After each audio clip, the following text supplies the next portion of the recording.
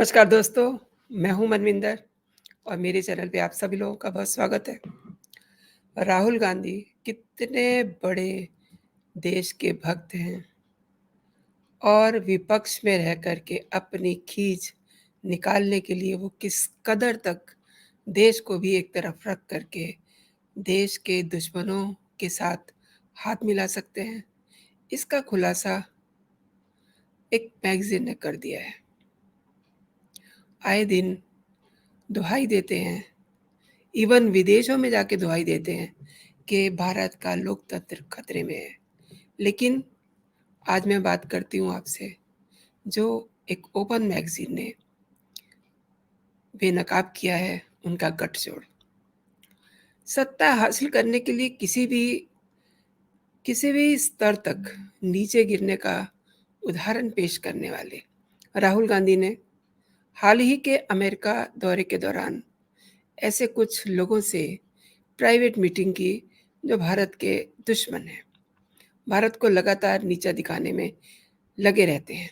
कश्मीर और अन्य मुद्दों के नाम पर भारत में अराजकता फैलाने की साजिश रचते रहते हैं। ये वही लोग हैं जो भारत में लोकतंत्र खत्म होने का राग लाते हैं और अल्पसंख्यकों के पीड़ित होने की बात करते हैं। किसी भी मंच पर जा करके वो अल्पसंख्यकों के साथ खड़ा होने की बात करते हैं। ये वही लोग हैं जो हिंदू को और हिंदुत्व के नाम पर सनातन धर्म का अपमान करते हैं। ओपन मैगजीन ने फॉरेन हैंड यानी कि विदेशी हाथ शीर्षक से एक लेख प्रकाशित किया है। लेख में राहुल गांधी के अमेरिका दौरे में विदेशी ताकतों के गठजोड़ से पर्दा उठाया है। इसका बचाव करने आए राहुल गांधी के करीबी सैम पित्रोदा ने इस खबर को गलत बताया है। अब सैम पित्रोदा तो इसे खबर को गलत बताएंगे ही, जबकि एक इंटरव्यू में उन्होंने ये कहा था कि प्राइवेट मीटिंग हुई थी और हम उसके बारे में किसी को बताएंगे नहीं। ओपन मैगजीन ने द फॉरेन हैंड यानी कि विदेशी हाथ शीर्षक से प्रकाशित लेख में राहुल गांधी के अमेरिका दौरे में विदेशी ताकतों के गठजोड़ से पर्दा हटाया तो राहुल गांधी के करीबी अब बहुत ज़्यादा हल्ला गुल्ला मचा रहे हैं। वो ये कह रहे हैं कि ये जानकारी इस लेख में दी गई है वो गलत है। और कुछ दिन पहले ही उन्होंने ये स्वीकार किया था कि हाँ, कुछ प्राइवेट मीटिंग हुई थी। उन्होंने ये भी कहा था कि हमने बहुत सारे लोगों से मुलाकात की थी, सम पब्लिक सम प्राइवेट। जो प्राइवेट मीटिंग थी उसके बारे में हमने किसी को बताया नहीं, हम उसे डिस्क्लोज नहीं करेंगे क्योंकि वो प्राइवेट मीटिंग है। पब्लिक मीटिंग्स जो थी, press club, think tank, dinner, NGOs के साथ मीटिंग, ये सब लोगों को बताया गया था। थोड़ी सी मीटिंग प्राइवेट भी थी जो हमने प्राइवेट अभी तक रखी हुई है। तो सवाल ये उठता है कि अमेरिका में राहुल गांधी की प्राइवेट मीटिंग का क्या मतलब? अभी देश के प्रधानमंत्री गए हुए थे, उन्होंने वहाँ के राष्ट्रपति जो बाइडेन के साथ कोई ऐसी प्राइवेट मीटिंग नहीं की है जिसका कि ज़िक्र ना किया हो, जिसका लोगों को पता ना हो। ऐसा कुछ भी पर्दे के पीछे नहीं हुआ। तो राहुल गांधी ने ये पर्दे के पीछे क्या किया? क्या रहस्य है इस प्राइवेट मीटिंग का?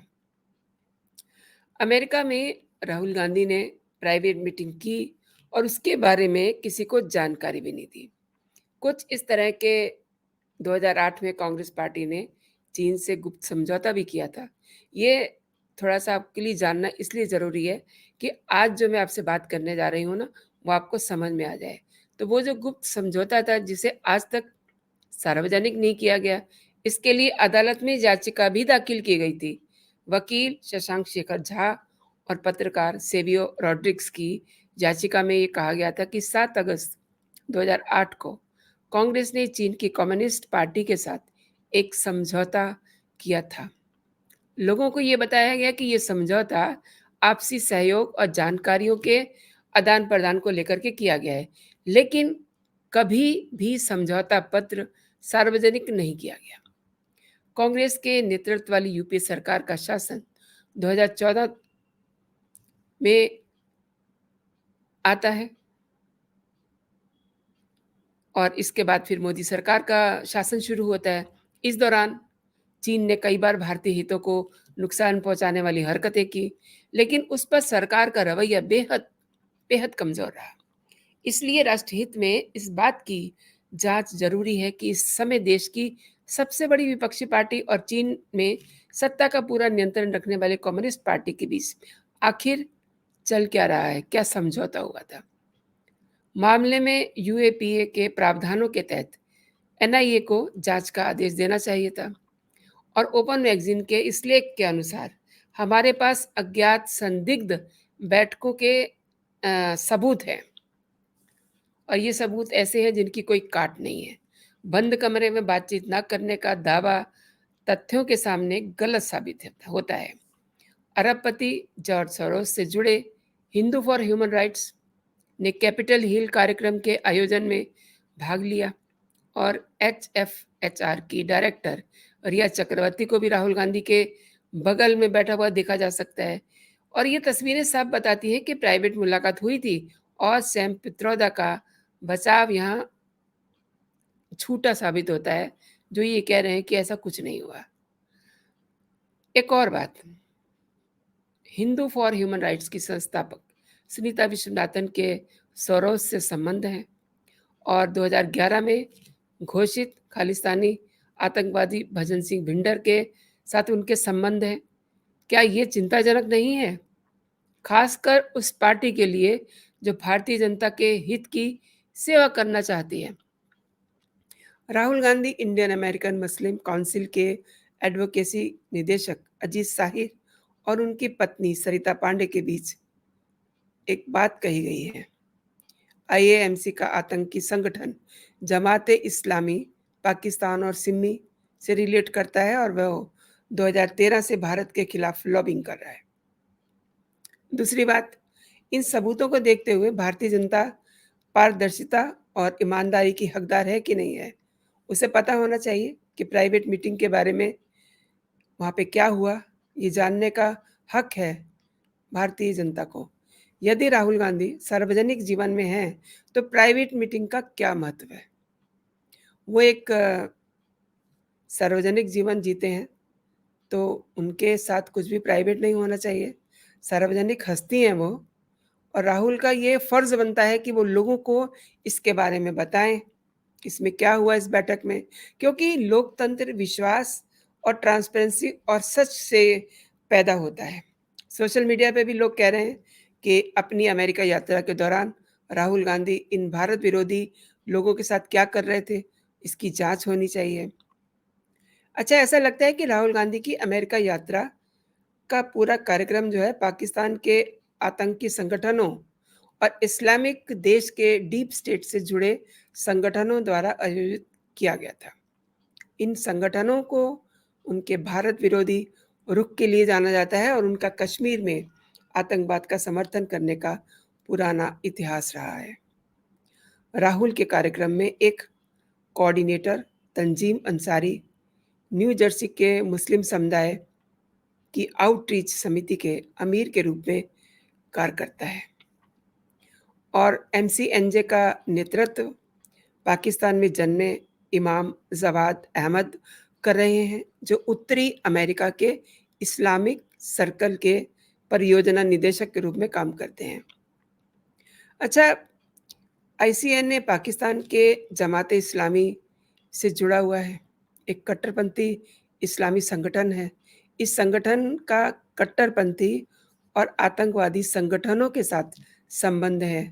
वे भारत से कश्मीर को अलग करने के लिए हिजबुल मुजाहिदीन के प्रमुख सैयद सलाहुद्दीन जैसे आतंकवादियों का महिमा मंडन करते हैं। तो सोचने की बात यह है कि इन लोगों के साथ राहुल की प्राइवेट मीटिंग का क्या मतलब है। ये विदेश की धरती पे जाकर के इसीलिए ये हल्ला मचाते हैं कि हमारे देश में लोकतंत्र खतरे में है और अल्पसंख्यक लोग जो हैं खतरे में हैं। इसीलिए ये शोर मचाते हैं, क्योंकि ये बाहर जाकर के इस तरीके की बैठकें करते हैं और उन लोगों से मिलते हैं जो हमारे देश के लिए दुश्मन हैं, और जो एंटी मोदी लॉबिंग का हिस्सा हैं।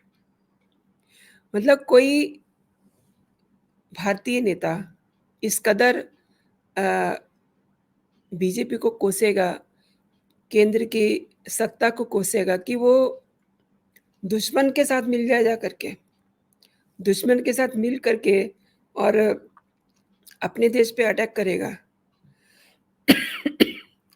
ये जो राहुल गांधी ने प्राइवेट मीटिंग की है, ये आने वाले दिनों में राहुल गांधी को बहुत, बहुत महँगी पड़ने वाली है, क्योंकि जिस मैगज़ीन ने ये प्रकाशित किया है लेख, उसके पास इसके पुख्ता सबूत हैं। ये उन्होंने दावा किया है और ऑब्वियसली ओपन मैगज़ीन ने जो इस शीर्षक दिया है फॉरेन हैंड, यानी कि विदेशी हाथ, इसका हेडिंग ही अपने आप में बहुत कुछ कहानी कह रहा है। तो दोस्तों, आने वाले दिनों में इस बात का खुलासा ज़रूर होगा और वो भी मैं आपके सामने लेकर के आऊँगी कि विदेशी धरती पे आखिर राहुल गांधी, जो इतनी पुरानी कांग्रेस पार्टी से ताल्लुक़ रखते हैं, जिनके नाना, दादा, पिता इस देश में बड़े प्रोफ़ाइल पे रहे हैं, आज उसी परिवार का बेटा राहुल गांधी इतनी नीचता पे उतर आया है कि वो दुश्मन के साथ खड़ा होके अपने देश पे अटैक कर रहा है। इससे घटिया और कोई बात नहीं हो सकती। दोस्तों, आज के लिए इतना ही। आपने ये पूरा वीडियो देखा है, कैसा लगा आपको? ज़रूर इसके बारे में मेरे कमेंट सेक्शन में आप बताइए। और ये वीडियो अगर आप पसंद कर रहे हैं तो इसको आप अपने दोस्तों में भी फॉरवर्ड कीजिए, ताकि वो भी जान सकें कि एमबी स्पीक्स पे आखिर चल क्या रहा है। जो दर्शक मुझे पहली बार देख रहे हैं, वो मेरे चैनल को सब्सक्राइब कर लें, ताकि जो भी मेरा लेटेस्ट कंटेंट हो, आपको सबसे पहले मिले। तो आप अपना और अपनों का ख़्याल रखिए, खुश रहिए, स्वस्थ रहिए। जय हिंद, जय भारत।